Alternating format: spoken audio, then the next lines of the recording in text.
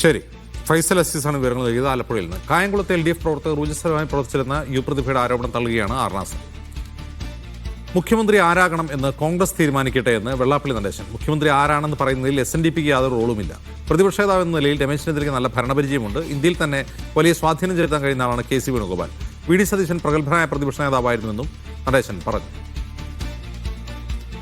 ഏറ്റവും കൂടുതൽ MLA-മാരുടെ വേണുഗോപാലിന് ഏറ്റവും കൂടുതൽ ഭരണപരിചയമുള്ളത് രമേശ് ചെന്നിത്തലയ്ക്ക്. പ്രതിപക്ഷ നേതാവെന്ന നിലയിൽ നല്ലപോലെ പ്രകടനം കാണിച്ചു വെച്ച ആളെന്നതിലേക്ക് ഈ സതീശന് ആകണമെന്നും അതിന് മുസ്ലിം ലീഗിൻ്റെ രഹസ്യ ഒത്താശ ഉണ്ട്. അദ്ദേഹം ഇന്ത്യയിൽ തന്നെ സ്വാധീനം ചെലുത്താൻ സാധിക്കുന്ന ഒരാളാണ്. അതുകൊണ്ട് തന്നെ അദ്ദേഹത്തിൻ്റെ സ്വാധീനത്തിൽ ഒരുപാട് MLA-മാരെ സൃഷ്ടിക്കാൻ ഇവിടെ സാധിച്ചിട്ടുണ്ട്. പക്ഷെ അദ്ദേഹത്തിന് അവിടെ ഇരുന്നാലും വേണുഗോപാൽ അദ്ദേഹത്തിന് അവിടെ ഇരുന്നാലും കേരളം ഭരിക്കാൻ സാധിക്കും. അദ്ദേഹത്തിന് വരുമോ എന്നെങ്കിലും സംശയമാണ്. കാരണം കൊച്ചു കേരളം ഇവിടെ തന്നെ ഇരിക്കുന്നത് ആകെ കറുകപ്പുല്ല് മാത്രമേ തിന്നാനുള്ളൂ. കേരളത്തിൽ ഇന്ത്യയിൽ എത്രയോ കരിമ്പിൻ തോട്ടങ്ങളാണുള്ളത്.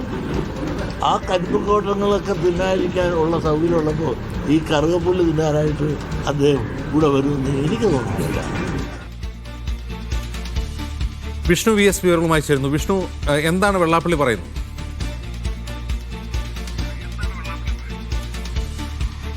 കോൺഗ്രസിൽ മുഖ്യമന്ത്രിയെ തെരഞ്ഞെടുക്കേണ്ടത് കോൺഗ്രസ് ഹൈക്കമാൻഡ് ആണെന്നുള്ള നിലപാടിലേക്കാണ് SNDP യോഗം ജനറൽ സെക്രട്ടറി വെള്ളാപ്പള്ളി നടേശൻ നീങ്ങിയിരിക്കുന്നത്. കഴിഞ്ഞ ദിവസങ്ങളിലൊക്കെ ഈ പറയുന്ന മുഖ്യമന്ത്രി ചർച്ചകളിലൊക്കെ വലിയ തരത്തിലുള്ള ആരോപണങ്ങളൊക്കെ വെള്ളാപ്പള്ളി നടേശന്റെ ഭാഗത്തു നിന്നുണ്ടായിരുന്നു. പക്ഷേ ഇന്ന് NSS ജനറൽ സെക്രട്ടറി സുകുമാരൻ നായരുടെ പ്രസ്താവന വന്നതിന് പിന്നാലെയാണ് വെള്ളാപ്പള്ളി നടേശനും മാധ്യമങ്ങളോട് പ്രതികരിച്ചത്.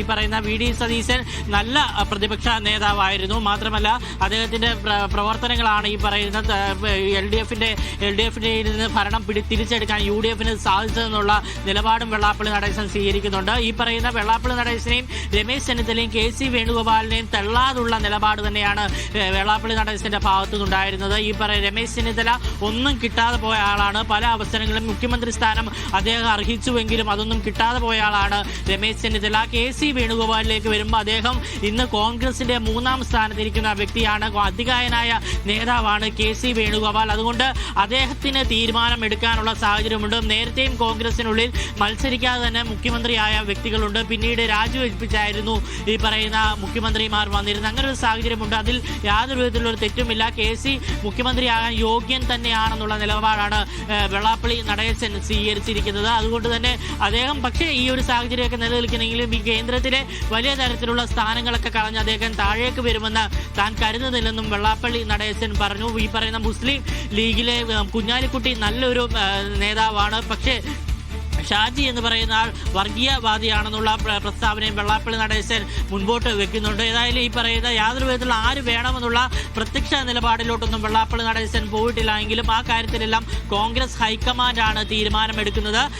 തനി ഈ കാര്യത്തിലൊന്നും യാതൊരു വിധ നിലപാടുമില്ല. SNDP യോഗത്തിൽ ഈ കാര്യത്തിൽ റോളുമില്ല. 3 പേരും ഈ VD സതീശനാണെങ്കിലും രമേശ് ചെന്നിത്തലയാണെങ്കിലും KC വേണുഗോപാൽ ആണെങ്കിലും മികച്ച ആളുകൾ തന്നെയാണെന്നുള്ള നിലപാടിലേക്കാണ് SNDP യോഗവും ജനറൽ സെക്രട്ടറിയും പോയിരിക്കുന്നത്.